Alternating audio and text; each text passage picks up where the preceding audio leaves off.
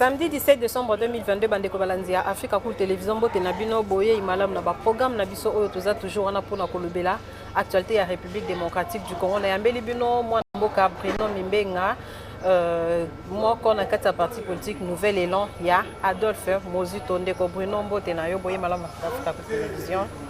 Mbotemeng et Mamami Thérèse, merci pour l'invitation. Nicolas Belé, dans les canaux qui a raté, et ça, c'est un gros sous.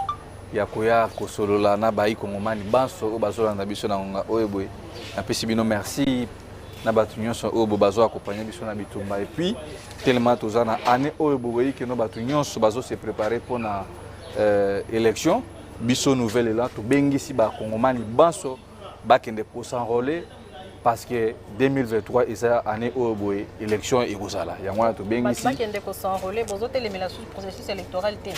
Non. Ce Mozito ça qui sorti a réagi ça qui na calendrier non alors qui que non consensus ils trouvé na pourquoi ba publier calendrier et tout bon accusé qui Félix c'est quelque chose préparé fraude les lobo comme ko benga ba qui ne ko s'enrôler pourquoi vous changer non to changer te maman mi Thérèse oyebi que non calendrier wana eza irréaliste pour na kopesa maponami kopesa biso maponami ya solo mais epekisi biso te lokola ba ikongomani ke to bonga mapona ba élection. Yango moni mona mboka Adolphe Mozito kozala candidat président de la République parce que passation dans le bakango a plusieurs fois en Afrique cool 2024 et ko salema atre mona mboka Félix Tshisekedi na Adolphe Mozito. Yango moni biso to bengisi ba congolais ba kende ko sa rôler mais néanmoins lokola to bi que calendrier za irréaliste. Ce qui ba kambia seni ba ko bongisa et ko s'appelle ko malamu. Mais pour na biso to se préparer parce que boyebi nouvelle là eza implanté partout na Congo. Yango na le pona biso to bengisa ba congolais ba sa rôler massivement ils a même nga kuna masina ba tunyoso na Équateur Katanga partout to bengisi ba militaire na biso ba sa rôler parce que ils a année oyobwe ils a année électorale mais tout en à certifier que non calendrier wana ils a calendrier oyobwe ça irréaliste et correspondre vraiment na attente oyobwe biso base to lingate na lolenge maponami et ko salema donc voilà contradiction ils a mais nous sommes obligés parce que biso nouvelle là maman Thérèse to loba yango bandakala.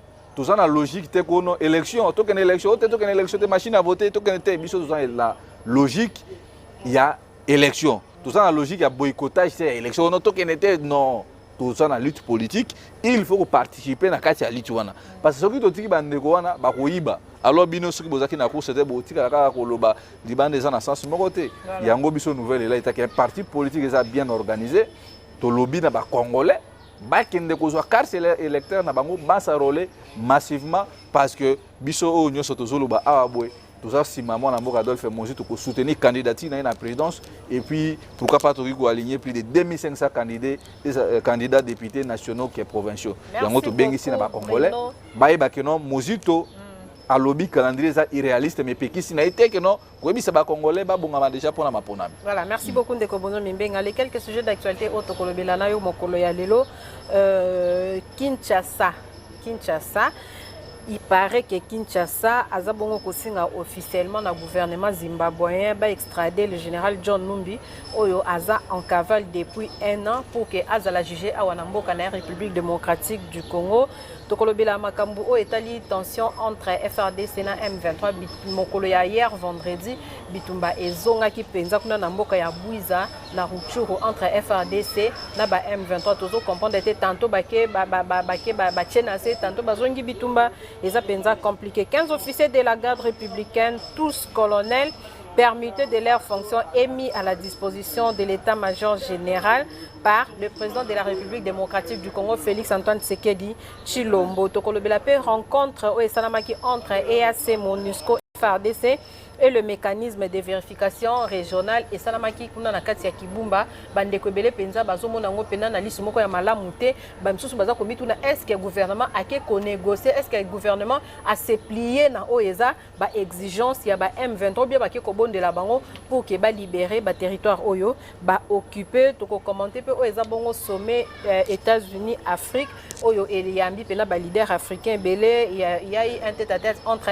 Félix Antoine Tshisekedi Tshilombo le président de la République République et puis Joe Biden président il y a États-Unis et puis rencontre encore et Salamakipe avec ses homologues il y a des pays sous-africains pour nous la crise où ils ont la République démocratique du Congo to commenter vous la makasi oyo ebetaki na semaine oyo na mboka na ville province de Kinshasa oyo ememi plus ou moins 141 morts ememi 141 morts ba dégâts matériels penza eza ebele malgré misala ezosalema kuna mpona kobongisa nzela oyo eza korelier Kinshasa na Congo central tomonaki avant ti ndenge mvula ntango ebetaki lisusu ememaki misala nyonso oyo ingénieur basalaki me bolandaki na Afrika kul tozongelaki bino sur place mpona kolakisa bino ndenge babundi lisusu pour que ne fils que mituka ya mike elekaka parce que côté wana eza penza calvaire makasi tozomona ndenge bandeko bazouta na ngambo ya Congo central bazoya na biloko bazokangama nango penza kuna ezopesa pasi makasi Moïse Katumbi annonce sa candidature na présidentielle il y a 2023 abakisami na liste ya ba candidat ebele oyo déjà tosi toyebi ndeti ba Adolphe Mozito Félix Tshisekedi ba candidat baza penza ebele tozomi tout na engouement o bango bazozwa na ba élection na est-ce que ils seront vraiment candidats ou bien na suka nango bako désister nous savons comment les politiciens congolais bazalaka ou bien na suka nango nde bako désister pour comme na désister pour na oyo pour que na suka nango aya primature voilà ndeko Bruno gouvernement asengi bongo na gouvernement zimbabwéen ba extradé donc bazong c'est la biso John Numbi oyo ça fait déjà une année aza en cavale na mboka na bango ba benge aya bongo kosamba awa na mboka na ye liloba réaction na yo ezani analyse na yo ezani tokolo ba ke justice ya mboka na so komi ko avancer ou bien ezana ngo ozomona ngo ndenge ni demande wana bon Mami Thérèse omoni biso na kati ya lingomba na biso parti politique Nouvel Élan toza plus concentré na makambo ya élection o toza kopesa ba congolais offre politique o bakolia o bakosepela soit na mikolo ezali ko ya mwana mboka Adolphe Mozito azwa mutu ya mboka soit to gérer république c'est ça en fait mais par rapport ya makambo ya ancien régime ngana lobaka ngo awa na Afrika cool soki tolingi kimia ya solo esalema il faut que ça nous audit na ancien régime mais bandeko comme si bazomona makambo biso tolobaka bazango sérieux na relation internationale oui certes bazana droit ya kosenga extradition ya nani ancien général John Numbi parce que boyebi que John Numbi azape na ba greffe belé o asana mboka na biso parce que Interpol eza nini oyo bobatia pona ba ko faciliter ba transaction ya batu oyo poser ba crime na mboka ou poser par exemple na RDC akimi na Congo Brazzaville mais na angle oyo bo tango na ba année intérieure il y a eu des dégâts au salema yango mona soki mutu akimi baluka te po bazongisa de peur que loko wana salema kape na régime ya Mobutu nani Pierre Mulele akimaka na Congo Brazzaville bomona Mobutu asenga ono azonga na mboka esengaka ememaka tina liwa mais je ne crois pas que manière ou bien procédure au ba tamele soki et répondre et vous allez bien mais base union sur problème on ne peut pas commencer na John Numbi et puis laisser Joseph Kabila parce que le lo obo makamba ba M23 ba bazo bosana yango Mami Thérèse patron ya M23 eza Joseph Kabila erreur wana ba congolais bazomona John Numbi nani boy qui finance les M23 à l'époque c'était Joseph Kabila donc il faut banano na mutu et puis ko kitanase mais pour ngai nazo quarté na ba relation oyo boy ancien régime ezalaki na gouvernement ya Zimbabwe je ne crois pas que batouana ba ko céder John Numbi facilement et puis tu vois que John Numbi aza na ba bonne relation na gouvernement Rwanda donc procédure gouvernement congolais ezui déjà procédure à malamu mais natali sibino siko ba inconvénient au salema na époque à Mobutu na ndenge ba kenda ko trouver solution je ne crois pas que ba ko extrader ancien général John Numbi dernièrement ba information circula qui que non na Bunaga na kuna ba moni présence il y a John Numbi oyo azako bunda derrière le M23 pour na ko combattre la République démocratique du Congo outi ko loba lisusu ke esengeli bakanga ancien président parce que yende azako financer ba M23 oui il faut ba auditionner oui interpellation on a John Numbi ezola exate que bazo ki indépendant na Mosisa bazo banda déjà na Mosisa pour na ko kosisa likambo M23 pour na kimia ekota na la République démocratique du Congo c'est déjà un bon départ non non maman non Mami Thérèse John Numbi aza Mosisa il y a problème té le Mosisa c'est Joseph Kabila parce que John Numbi obéissait aux ordres de Kabila non moi c'est ça que j'avais dit à l'époque John Numbi a obéi na mibeko ya Kabila. Donc si nous voulons, il faut dans nos justice ça les makozo Kabila ko auditionner ba zozi ba sa musala. Yango mona batu wana à l'époque basala mibeko ya mesure na bango. Yango zo senga siko que non obi na mibeko o basala que non ancien président o azalaki na régime passé. Que non ba criminels o apozaki bakosa nini bakolandela yango te. Donc poursuivre John Numbi et laisser Joseph Kabila ngana zo mona ngo lokolo eza musala moko ya punda.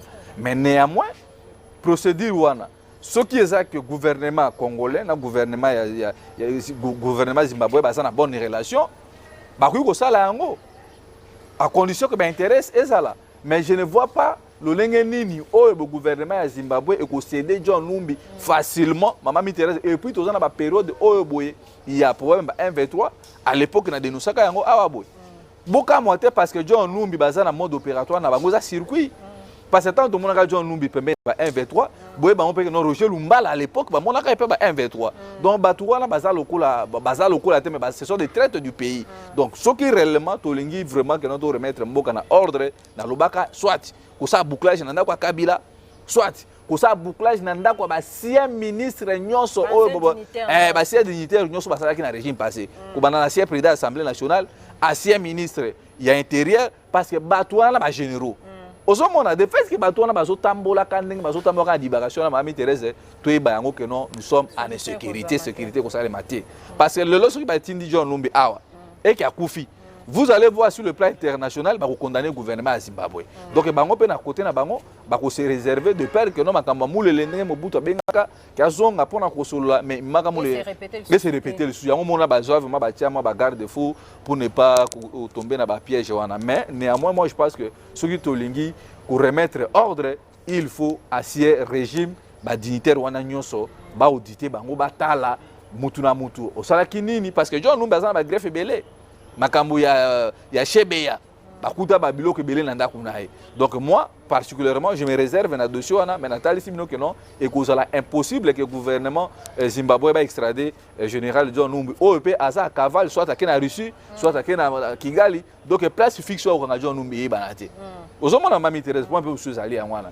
Mais c'est une bonne chose au moni ba ko sala mais ko sala passe parce que batwana ils ont vraiment basana barasine moko ya mamu ya musika voilà to ke non le kambetali sommet États-Unis, Afrique et Salamaki pour na Washington et pas yopi tout le monde qui les chefs de l'État Félix Antoine Tshisekedi Tshilombo qui peut participer basala qui moi tête à tête moi entre Yena Joe Biden pour na relever la crise aux Kana est la République démocratique du Congo et puis na même occasion na bakutana qui pena quelques homologues na africains na ba dignitaires mususu ya États-Unis ba lobela qui toujours le Camboya crise ya est la République démocratique du Congo tant que tozotala maloba ya ba Blinken wana donc moi maloba et komi penza pour changer ndeko Bruno. Est-ce qu'on peut dire que la crise est la République démocratique du Congo oyo façon ezo kendele yozo monela wondeni on peut avoir de l'espoir que non lobby to komona penza kimia ekoti totalement na est la République démocratique du Congo. Bon, Mami Thérèse moi makambo wana ya rencontre ya Afrique na États-Unis, c'était une bonne chose que non gouvernement congolais va participer parce que bato na ngana ba sa bandoki. Union européenne na ba américain parce que c'est communauté internationale so peut bobi ke bokende te ba koli ape bino donc de bokei mais ba koli ape ka bino donc les grands problèmes on a obligé ya ko participer na biloko wana mais koloba que solution ya est ya mboka na biso ou bien ya M23 pour na ko remettre bango be bazonga bisika ba utaki et ko uta na États-Unis d'Amérique wana mama Thérèse ba congolais dans l'assemblée il faut to bango eza moi passe parce que batu oyo baza ko financer ba Rwandais. Ba Rwandais na côté na bango baza ko financer ba M23. Il faut total nini non ndenge chronologie wana ezali. Ba américain union boto la communauté internationale. Bango ndi ba ko pesa ba Rwandais mbongo. Ba Rwandais na côté na bango bazo pesa ba M23. Donc les grands problèmes yango monaki mwana mboka Adolphe Monzitu alobaki boye. Biso toza na obligation te ya ko négocier na ba M23 ni moins encore na ba Rwandais. Les grands problèmes za ko négocier na la communauté internationale parce que bato on attend tokei ba voilà bo c'est le fait et puis par après vous allez voir encore un moment donné au cas subituma saneni et c'est surgi et zongi les sous makasi yango pona biso exacti un grand temps excellence mon ambo Adolphe Mozito Lobaka que au même moment nous dialoguons na Batouana il faut que régime et préparer pour armée et puis que ça la bitumbana Batouana. Mais bazo préparer armée non quelque part ba recommandation les 10 recommandations Adolphe Mozito bien que banzimi ngo officiellement mais d'une manière ou d'une autre baza konzima ngo parce que tout le monde a qui plus de 100 plus de 10 000 Montréal 10 000 plus de 10 000 nouveaux recrues au baza kuna na ngambo ya kitona tout le monde qui même konzamboka kitaki sur le terrain qui ndeko visiter bon on peut dire que quelque part ba recommandation Adolphe Mozito est prise en compte. Oui, recommandation, biso to propose à Katotia kango pour un service en boka. Eza prise en compte, mais oui. Mais tu as la personne quel genre de formation banana bazo zo maman Thérèse. Oh, quel genre de formation. Mais oui, problème est que nous to recruter 15 000 jeunes. Mais qualité à formation. Ozomona mettre en cause formation na mettre en cause parce que bilongi na mona ki tindenge monsieur Félix akenda ki na base de kitona kotala bilenge wana bande ko na biso. Et longi à mutu désert et dessiner nzala. Oh, mais bah nouveau. Otali vraiment. Non, on a pas na kata kovo mami te. Tu as bien monsieur Belé ba kolo kolo awaboy. Otali déjà que non habillement là nous ba soda. Ils a mabé. Donc moi je pense qu'on peut recruter des bons nombre moko qualité. Donc on a besoin de qualité et non quantité. Donc par rapport à la rencontre avec le président wana bakenda ki na États-Unis, je ne crois pas que Batouana ba sa solution pour na biso si pas bango baza na ba intérêt na bango mama Thérèse. Parce que na kati ya masolo na bango oyokaki États-Unis d'Amérique kolobaye que no ba pays ya Afrique eza na droite ya kokende kosala ko fungola nini ba relation na Russie. Nous sommes un état souverain indépendant. Donc tu kozala libre ya coopérer na batu o biso tolingi. Et non que non parce que pour ba monaki monsieur Félix Koyamba monsieur Samatov ambassadeur russe et pesi bango monter madukuduku. Donc biso tango tozo kende na ba rencontre entre le président de la République et l'ambassadeur. Il y a Russie, il y a Monisco et pesi siko na communauté internationale bouluyeki. Est-ce qu'il faut continuer à couper sa confiance na États-Unis? Ba distraire biso te. Il y a un lobby donc na minute oyo États-Unis na Union européenne baza na position ya faiblesse. Siko biso siko na ba biloko nyonso toza nango.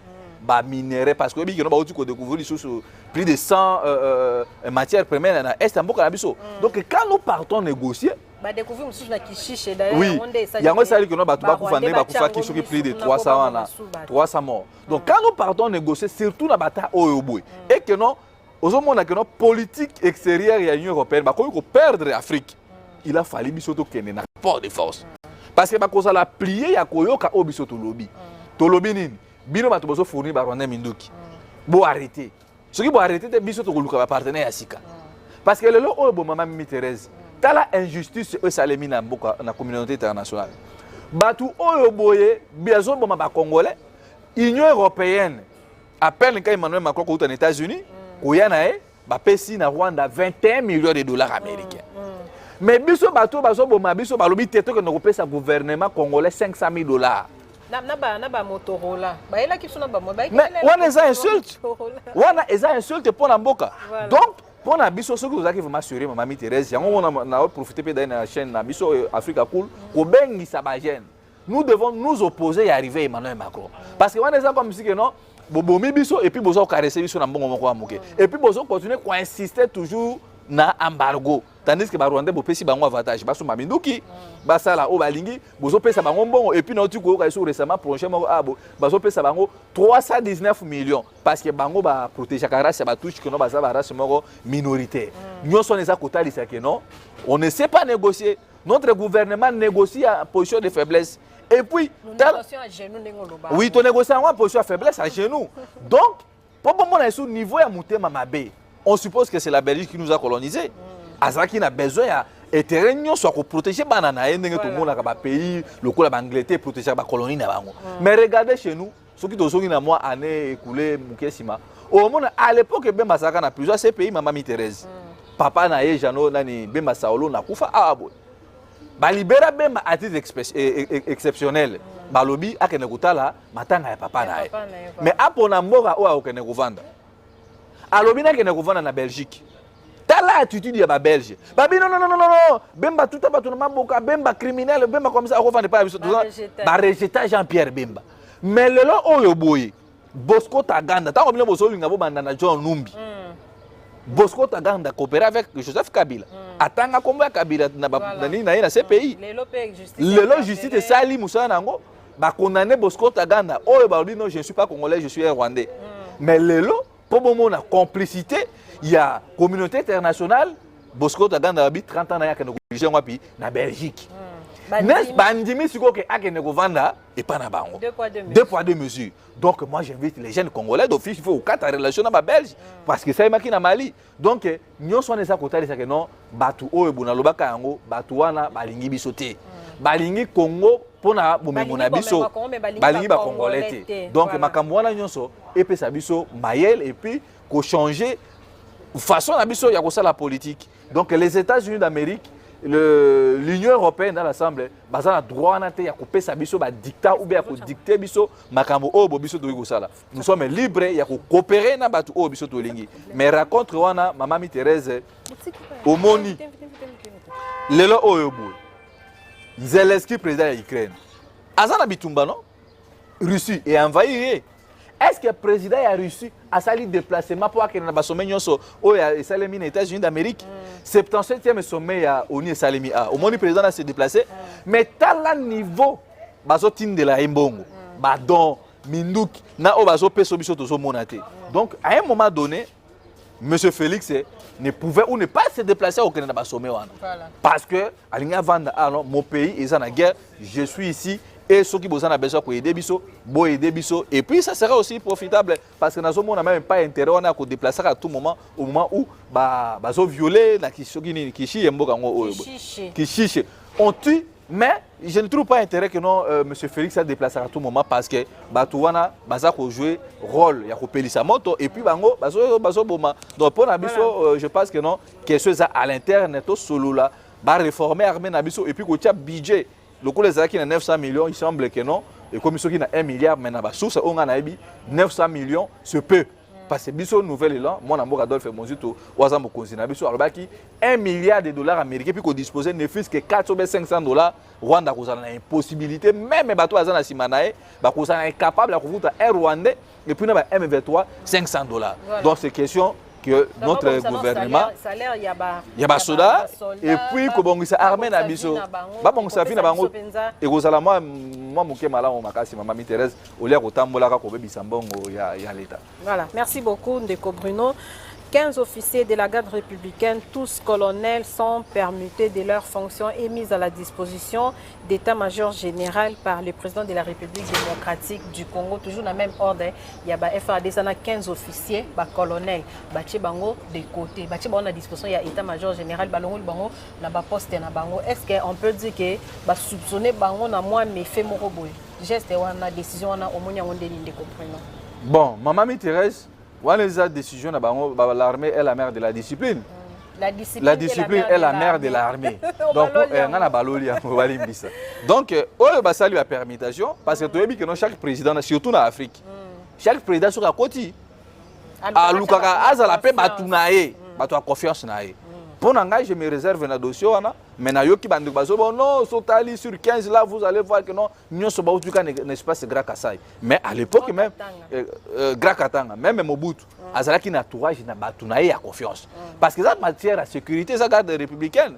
Il faut se rassurer que non, Batu O, assurer sécurité. N'a pas sécurité à famille, donc il y a question, il y a confiance. Bango Bamoni Malamu. Il y a la nomination, moi je ne peux que m'incliner dans la décision. Oh, je ne suis pas pour le problème na général et nani.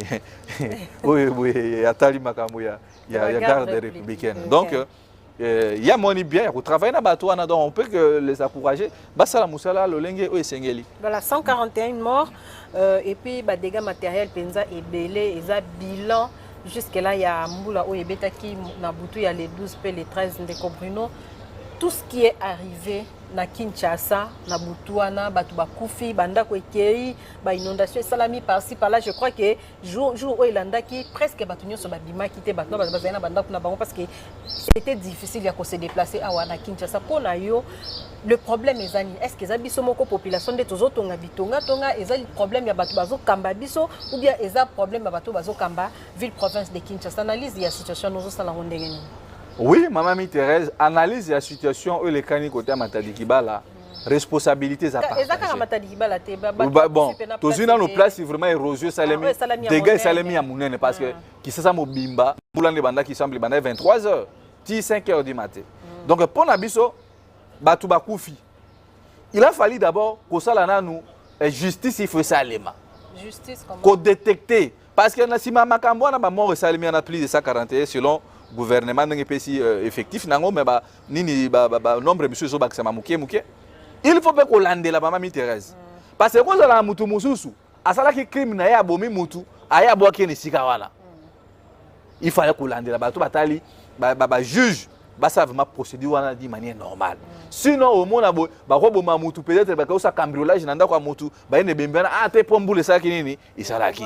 Donc biloko wana pe il faut ba kete seulement vraiment minutieusement pour na koyeba dégâts et puis comme ça parce que le lo boye tant bazo lo berke non makambo obo villa qui ça c'est exagéré non politique nini oyo boye gouvernement qui ça tango ba kota ki et mettre à place pona sur le plan ya urbanisation à villa qui ça ya mwana ko mona na mwana mboka Adolphe Mozito parce que ce qui na lobby Mozito ba ko batanga zaka premier ministre politique nini ya plan urbanisme à salaka non.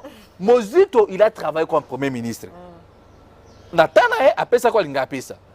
Le lo en 2015. Avec ça la 6e tribune parce que l'autre commission na 29e tribune. À lobby boy, Kinshasa, une ville paradis en affaires.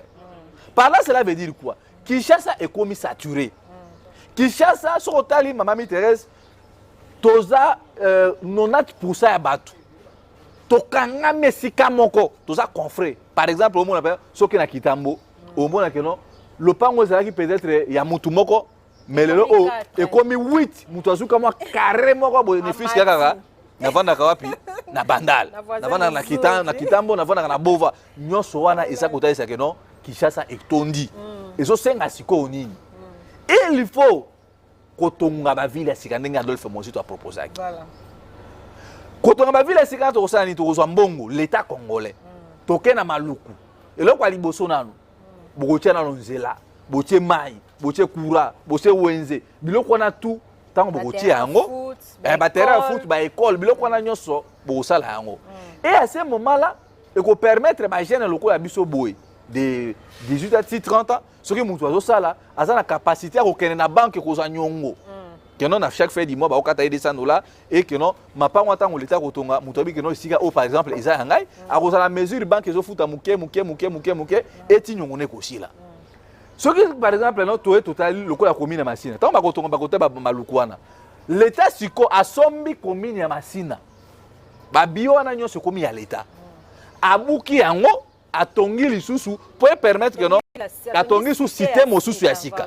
Donc c'est comme ça que au monde que non et qu'on permettre des engrangements ya ville à Kinshasa parce que le lo aux hommes on a ba déchets nyonso les autres on a ba caniveau moyen ba déchets na biso population de to oui il y en a bien responsabilité à partager l'état na biso peuple question à matalité qu'est-ce que bango basali par exemple les caniveaux tondi il faut qu'on déboucher ba caniveau wana yango zo mona ba cité sikande biso dolobi et go senga caniveau wana ezala munene qui à chaque fois misala eza ko salema et puis suivi ezala ka régulièrement et puis le Kinshasa ndenge komi bon maman Thérèse eza passe que non Kinshasa eza na batu ebele plus de 15 millions tozo kende mais toza na gouverneur moko et puis commune na zoka commune ya munene na Kinshasa commune ya Maluku commune ya Kimbatseki batu bavana hakuna ebele commune ya Kimbatseki eza na équivalent ya 239 km quelque chose carré comme ça. Mais tous les gens qui ont une nouvelle année de lobby, ceux qui ont eu commune à Kimbatseki, ils ont la possibilité de 10 communes. Parce que ceux qui ont à Kimbatseki, par exemple, 8 millions. Mais ils ont dirigé quand il n'y a pas de bourgmestre. Aux hommes qui ont bourgmestre, ils ont un moussala. Même les autorités de la ville, ils ont des difficultés, même dans fin fois, il y a des boum.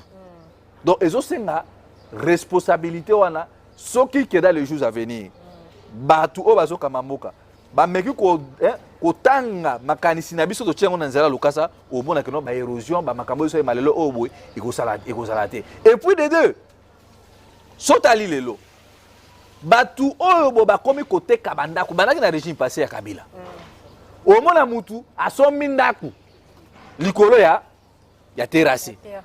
Est-ce que ba rotana batonga no ba beda shu baso kabola ka mbongo so mbongo za ndini o ba batonga likolo ya terrasse donc mai moyen le kawana mais o ba ngoto mami Thérèse tala que no so mbule beti au mona que côté Kabila bana ovanda wana so simato wana mobimba mai etondaka wana parce que rotana batonga yango likolo ya ravin moyen mbula eleka ezalite bakangi nzela mbula mais tant bato bazo za responsabilité ote enani ngobila il faut kende ngobila ko kende wapi mais yé pas na part responsabilité yé pesi ko boye so tali article 203 ya constitution ya biso mbeko likonzi mama mi Thérèse na article 204 elobini et pesi gouverneur de la ville ndingisa ya kotala sur le plan urbanistique. Pour bato ebele ya ACP bazo ba non ngobila kuta ki mbongo na kesi ya l'état te nani oza ka liboso na muto yiba mbongo nyonso oh mais ba impo biso to futaka est-ce boye ba ke non droit ya komela masanga et kota kana taxe biso tout yango oui non wana za kutu non wana za no priorité te est-ce boye ke non droit ka ndenge motuka o eza a etelemi abo tindenge za wana futaka taxe nango surtout to zwi mbongo oyo boye ba plaque o ba teka ba plaque moko $34 na ya ba mituka na ya ba wewa nyonso tozo siko mbongo oyo bo ba shege ba romain ba teka kana wenze ba mbongo wana ba mama azandu ba teka ba ndunda ba taxi wana kango bila dit que non naza na mbongo te eza fuite ya responsabilité normalement soko yebi ke mbongo ezalité soko lingi pona ko garder dignité na osa nini il faut qu'on démissionner voilà mais quand quelqu'un ne veut pas démissionner c'est que ça intérêt quelque part wana gouvernement epesaka ba rétrocession à l'époque mojito banda kosala yango chaque province banda kozwa mbongo na gouvernement central bazo tinda po mbongo wana esunga ba province pona kosala nini développement so mbongo bapesaka na ya province Kisasa ngobila sala yango nini et puis opération Kini Bopeto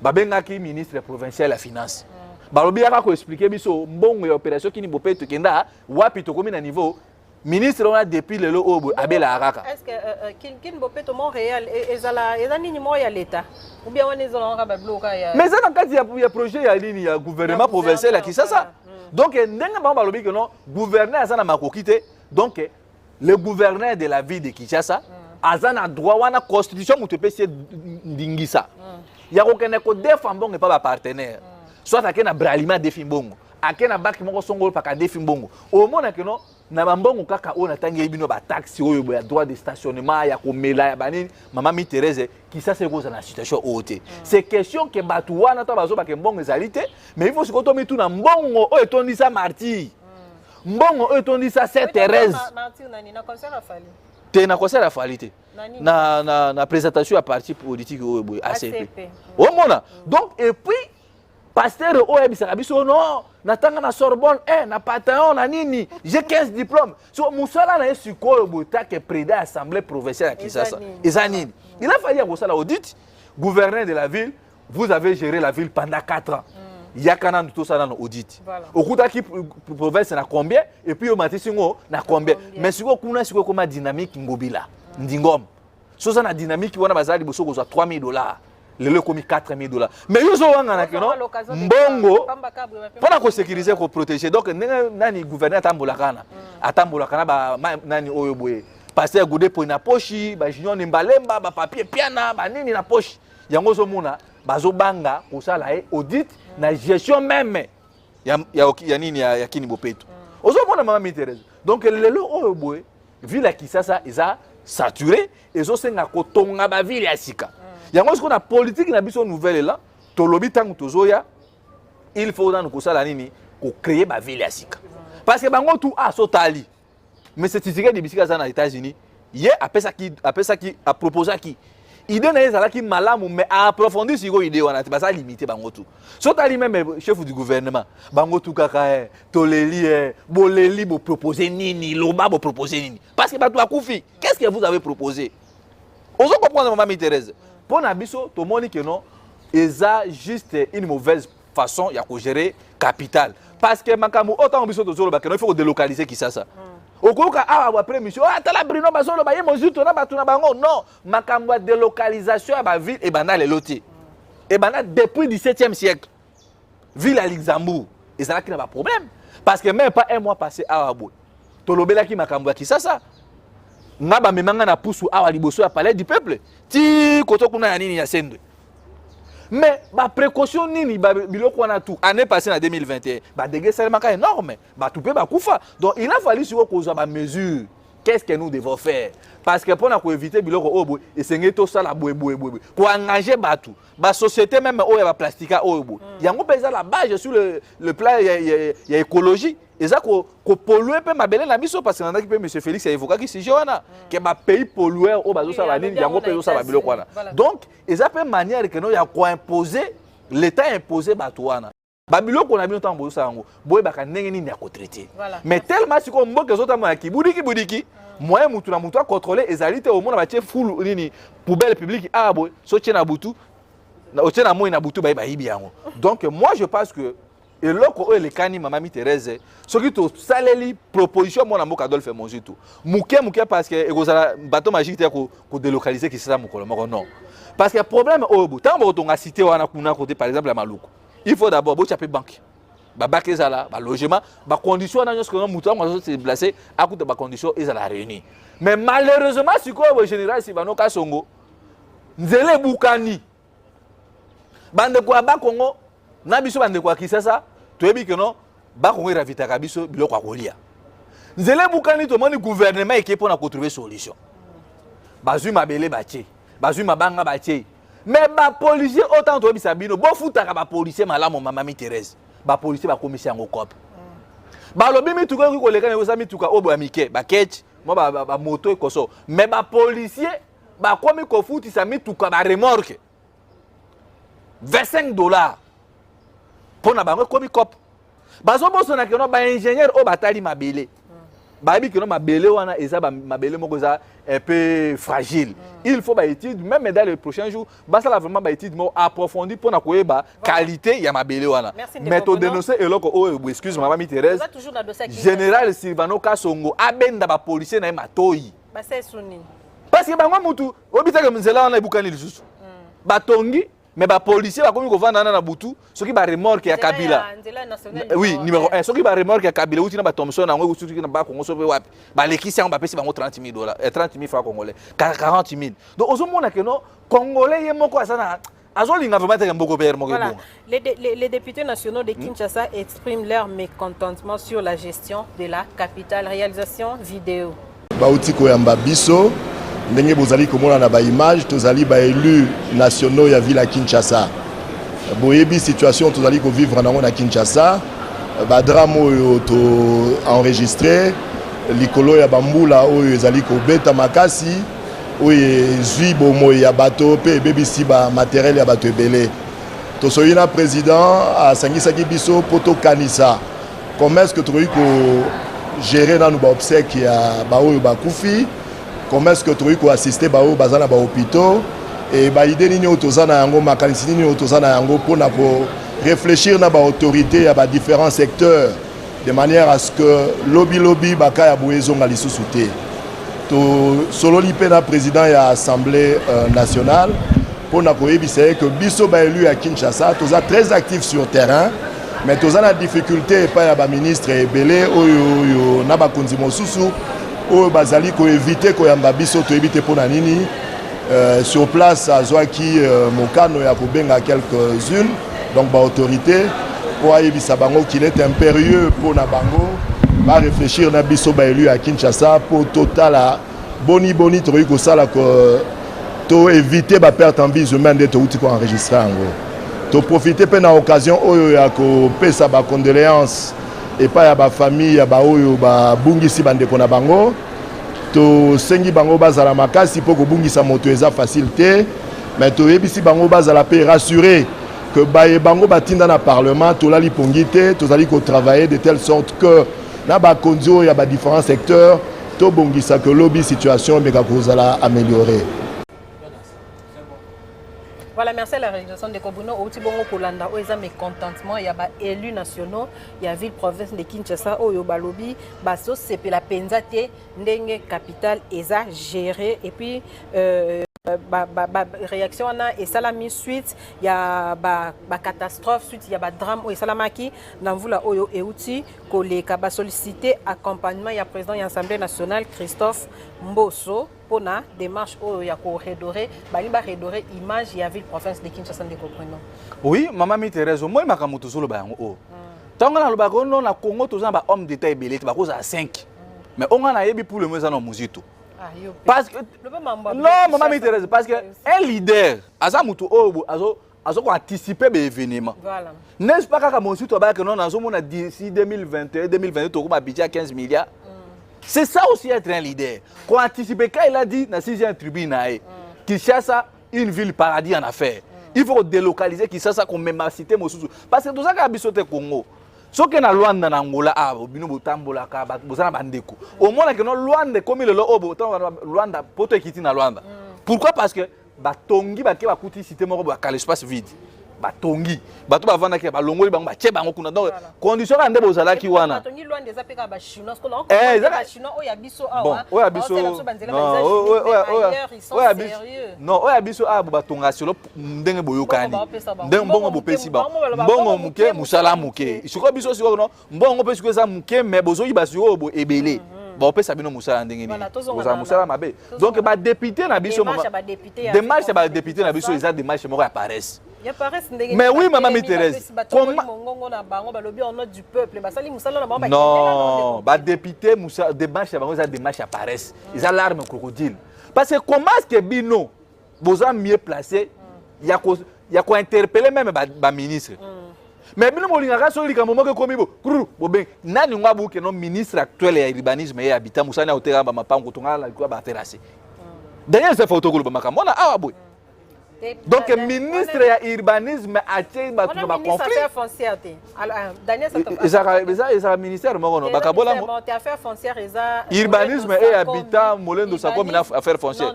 Bakabola peut-être pour urbanisme et habitat eza mukolo RTGA comment il s'appelle encore? Pius Mwabilu. Pius Mwabilu yende azokipe yango affaires foncières molendo sa comme eza deux ministères bakabola. Bakabola ndeme ngana bango nyonso à l'époque. Tema Kabila muto Kabila ngopona éviter que tu as Rwanda sur la poste ministérielle donc les lots ba député na biso bazilate sur likamisalemi donc bango bazana pona ko veiller n'est-ce pas batina bango kuna te ba kene kolala ba pongi au moins na ba réseaux sociaux ne ba député na ba olala to kozali kenge na mboka 2023 ils ont mérité bilongi asika pour que notango tozo na assemblée provinciale et ça que non gouverneur de la ville de Kinshasa ndena banda ko bisabino awa bon article 204 Mami Thérèse. Ça préjudice des autorités, ça préjudice des autres dispositions de la présente constitution. Les matières suivantes sont de la compétence exclusive du province, les plans d'aménagement de la province. Planning au gouverneur de la ville à Sanango. Égalité. Mais il y a des députés nationaux, ça n'est pas bien géré. La coopération interprovinciale. Donc, qui ça n'est pas problème, il y a une inondation au bout. A koke ko kene pe na province ya Lualaba. A ko kene na province ya Kasai. Pona koluka mosolo, pona koluka kosala ba kirage koluka ko bongisa Kisasa. Est-ce que priorité c'est là ki akotia ba mwinda wana ngeli bazu ba pile ba tia ngo? Ba décorer Kisasa bonani. Ah maman mi Thérèse. Mbongo wana pourquoi pas kozwa mbongo wana kopesa ba fête non maman mi Thérèse. Pourquoi kozwa mbongo kopesa ba katoni? Ba maman ba kombola ka baba, ba saka ere mosusu 4 mois. Ba futamite. Siko ba maman na pe ba kombola balabala komboli zelu azuka zelu na songo na kati ya terrasse. Ta la place pour zali, absence ya l'été zali. Mutu oyo bonani kulutu na ngai ja marka buntu. Aloba ngo que ça c'est mal géré. Bota ka que ça c'est mal géré na matière à marché central. Ti le lo ata brique. Fondation Salimate. Donc ba député bazana musala yako landela kolobela peuple parce que biso tout est au Canada dans l'Assemblée nationale. Mais bango siko bazo zela soki bato la kufi baye balati kazaka noir baye wana emboso nini non Moussa na bango za ko défendre le peuple congolais. Ndenge moko pe ba député provincial Moussa na bango za ko auditionner ko landela gouverneur Mbongo Bimaki le sale Moussa nini. Mais ils a pas si que non ville locale qui ça miroir ya mboka bazo pesa bango rétrocession local sur le plan aménagement 2 600 000 dollars. Ndeko Bruno local to lobela toujours mamba Kinshasa wana olobi que Adolphe Mozito aloba ni Kinshasa eza paradis en affaires. Paradis en affaires. Il faut qu'on délocaliser Kinshasa. Oui. Voilà. Si on prend yo ndeti balongo la capitale awa ou ba sanitaire quand vous parlez de délocaliser wana.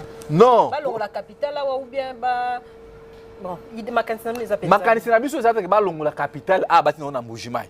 Bati na en Équateur. Bati na mboka moko bo parce que Kinshasa capitale bandaka na côté ya nini ya ville à Mwanda si je me trompe pas. Donc balongo na kuna bati on prend niveau à centre. Problème ezaka non Kinshasa eza monene maman Thérèse. Maluku eza wapi? Na Kinshasa non? Siko tala siko espace vide. Bukanga Lonzo. Ba société nyonso eza centré kana go. Donc ozomona lelo ba société tout do ba société on peut alimenter. Allez biso tout. Ligne 11. Ce que butu ebeti allez. Problème ezaka que bamboka lokola bon tozwi na recherche autant mais tout monaka. Mutu aza lokola na Kinshasa awa bo. Ils appellent bato biso baza na Kinshasa bakendo sa musana matadi. Biso siko tobite ba na Kasangulu. Tobite ke balongola capitaine na Kinshasa. Lokola maluku eza commune ya munene eza na espace vide ya minene. Baba na siko tonga ba nini bandaku ba banque banzela et koso que non peut permettre ndena lobaki nde mozitu na réflexion na et que non tamba ko tonga bandaku kuna batali na Barumbu ba construction misu depuis époque coloniale soki na Barumbu mais na carte ya centre ville est-ce qu'ils ont mérité cause la ba construction anarchique wana bandaku mabele na 21e siècle siko tanga ba ko tonga bandaku wana l'état siko aye po abenga na bato wana te asombi siko lokola commune ya Barumbu asombi lokola commune ya Lingwala abuki yango nyonso makamsu pe tozomona omona voisin boye ndako ase mosusu likolo ndako likolo désordre sur le plan même ya construction eza malamu te donc na logique na biso siko ya nouvelle eza bongo tokolongola Kinshasa eza ke non lokola maluku batongi batie condition nyonso ke moto akoki kosala nini et puis à ce moment là siko tokoya Kadhafi asala yango na Libye tosombi Lingwala l'état siko akoimposer akopesa siko plan na ye abi lokola commune ya Lingwala eza ba commune soit ya kotonga ba maison basse donc wana ezaka okuta ndako nyonso même niveau commune par exemple ya Bumbu bandako ba immeuble donc c'est ça eloko biso na logique na biso na makanisi na biso nde tolingi yango wana eza te que non ba kozwa Kinshasa ba délocaliser capitale non soki que non ba meki kosalela yango et kozala pe malamu et puis à ce moment là tant ba jeune ba kozala na misala bon que non mutu na capacité ya kokenda ko défendre bon na banque et puis azofuta ngo malembe comme omona na vana na Kinshasa na sala na Gombe azo bezonda kuna lingwa azala pembe na centre ville alors que na Kinshasa musala ni zana ona eza kura omona kola ako préférence à la kuna parce que na minute pardon mami Thérèse obi ko ba tu bazana ba bibwa na minute obo bazana kura kitoko ndenge na yokaka mai ezali ozoma no ba misukutu ba ko regretter na l'exta na ngebela ofuta na bova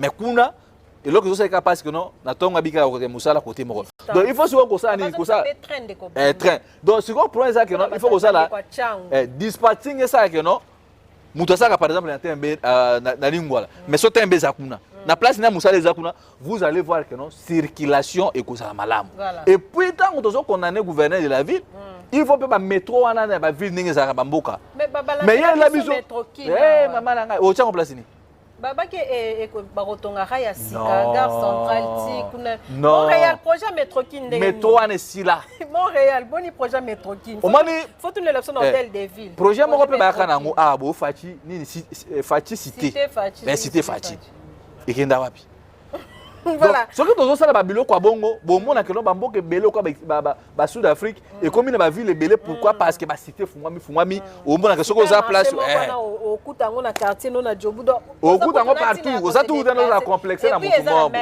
même prix donc c'est ça le point mais par rapport à ba député batiki eloko wana eza akate ke no so problème ekomi ndeba donc basala ka musala na bango toka papa wana vraiment alali na ye ndinje côté na munoko donc ozomona au député Mami Thérèse Bruno yango moni siko senga ke non na 2023 tonga na kuma gouverneur renouvellement de classe politique confusion pe siko ça que non renouvellement de classe politique Bruno ça gêne alobaka non renouvellement de classe politique avec la tête et ça c'est pas Joachim Munyere na place à Bruno Mimena zo mérité ko za bourgmestre Moïse Katumbi annonce sa candidature aux élections de 2023 de Bruno Adolphe Mozito candidat. Félix Tshisekedi toyebi ozala déjà candidat.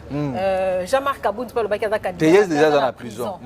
Nani sous Montréal. Baza penze belé o basi basanosi na ba élection oyo ezali koya. Kabila. Non, Kabila te. Kabila. Batunaye ba babi a ozala. Voilà, c'est là bango. Voilà, Martin Fayulu candidat. Ah oui.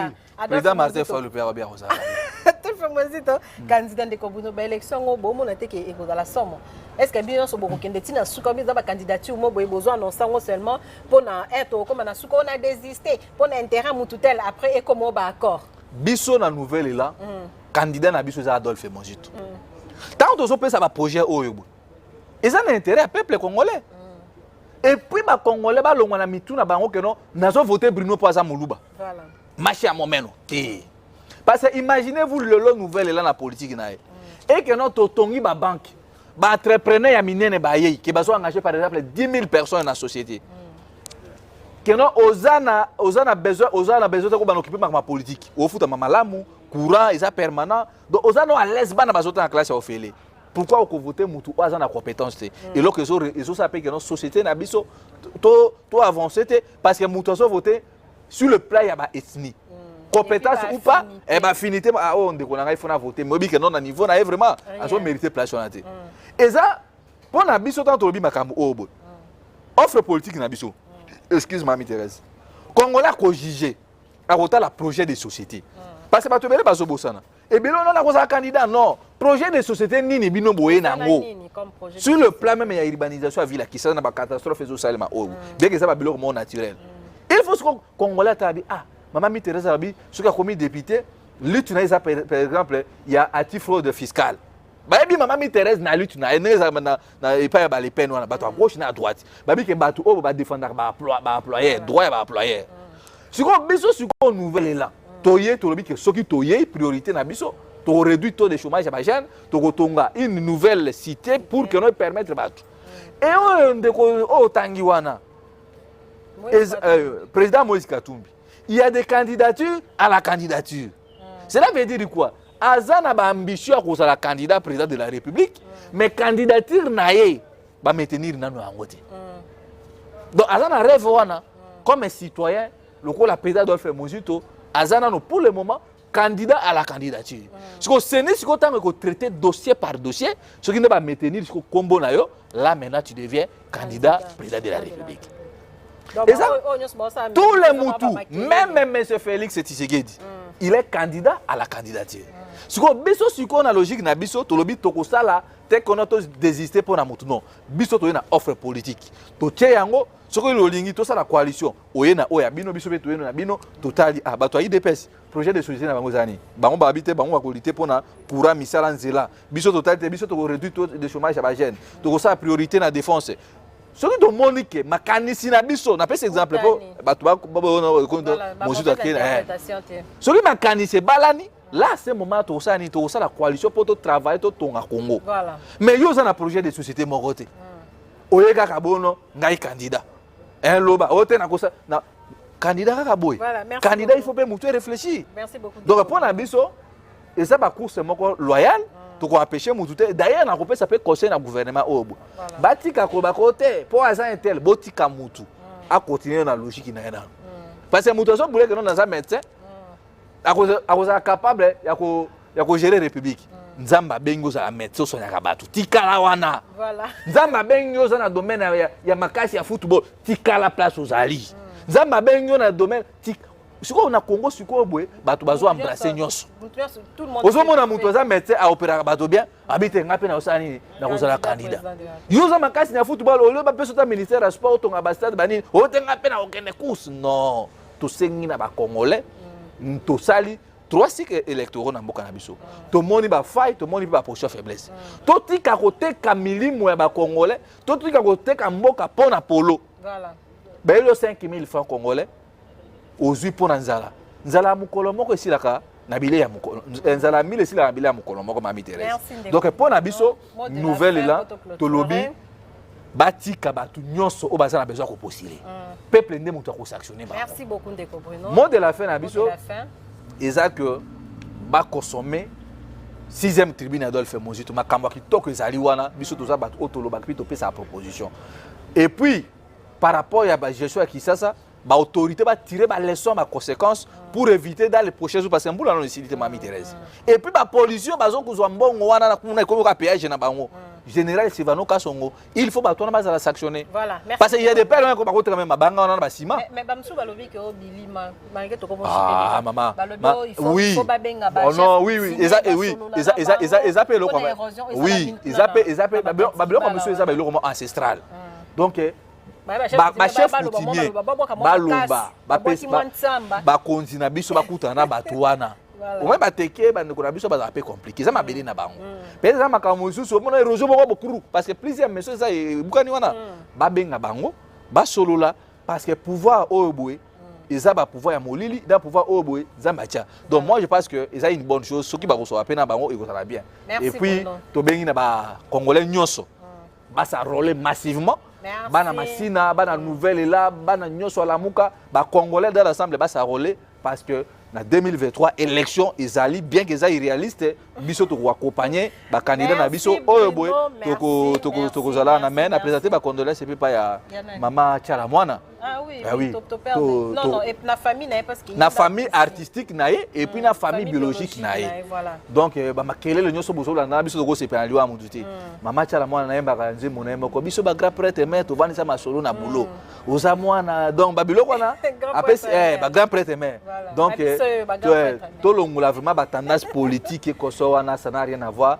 Maman Koufi tout les laé dans honneur et puis nzamba pesa e repos ndenge ba tunyo so ba ça merci ya mala mais to boy ko ba récupération politique. Voilà, merci Bruno Nengo ponga na ko banga oya na invitation à biso, merci à l'équipe, il y a réalisation Africa Cool Télévision, Benu Bisokumunu en tout cas depuis papa bande ko la biso depuis Mboulé Bétal na Boutou il y a les 12 on a ti le biso tozala na biso na couranté bakata courant bakata mai toujours se débrouiller ka boeto tourner ba émission dans des conditions vraiment un peu trop difficiles ceux qui beaucoup na peut-être qualité image place mo boy et déranger bo comprendre biso qui ba condition au moins ni siko vient na biso tingi musala banda koloba musala na isiko yango tingi pulul ba normal qui na snell non voilà mais depuis il remonter ça les il y a pas merci beaucoup à la réalisation merci na bilonyo so o boko landa biso mokolo ya lelo bo continuer ko aimer pe ko partager ma vidéo na biso bye bye à la prochaine. Africa cool, et abena cool, Africa cool, abena cool, le quoi cool matopi. Après toujours, après toujours, après c'est bon. Et ça chaîne est bien, et puis vous êtes très rapide. Et ça très rapide, et ça chaîne moko, bah quoi ça a bien confiance. En tout cas, nazo senga na bato oyo nanu ba souscrire te bazwa. Donc, eza vraiment net oyo ba lobakaki boka lelo, lamba lelo, lia lelo. Vous voulez le Congo?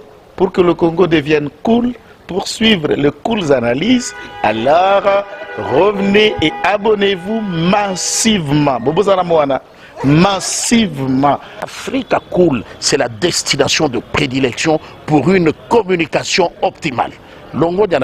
Africa Cool Télévision est une chaîne qui est en train de réunir toutes les tendances. Voilà. Donc les chrétiens s'y retrouvent, les païens s'y retrouvent, les politiciens s'y retrouvent, les femmes ménagères s'y retrouvent. Donc Eza et Loro na biso to sepe la ranango, yango chaque fois son aïe na Kinshasa, il faut namona Africa Cool. Et au monde de la chaîne Eza impartial.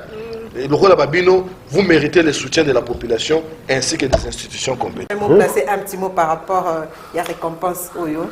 Ah, je félicite très sincèrement Africa Cool. Voilà.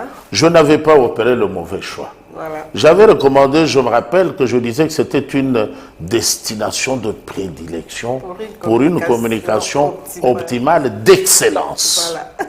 Nazanga Mogotala. YouTube yemoko à reconnaître que napona qui m'a bêté. Au moins ba choix to salaka, ba réflexion to salaka. Tikalaka abonné à Africa Cool. Tikala comme ça to partage. Bravo Africa Cool. Merci beaucoup. Bravo Bino, mutubo s'abonner parce que trophée Ezali à Bino, Ezali partagé. Voilà. Moi je me sens aussi copropriétaire, il y a prix Oyo. Voilà. Bravo Africa Cool. Merci beaucoup.